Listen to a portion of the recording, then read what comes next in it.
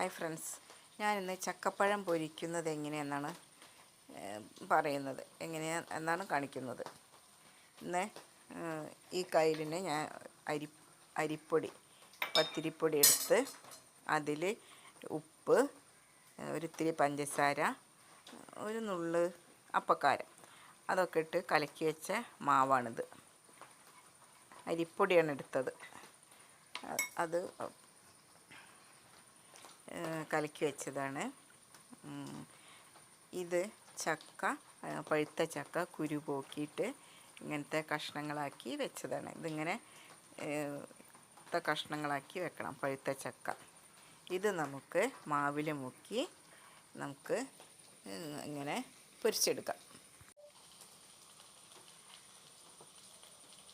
നമുക്ക് ഓരോ കഷ്ണം എടുത്തിട്ട് നമുക്ക് മാവിലിങ്ങനെ പൊരിച്ചെടുക്കാം. മാവിൽ മുക്കി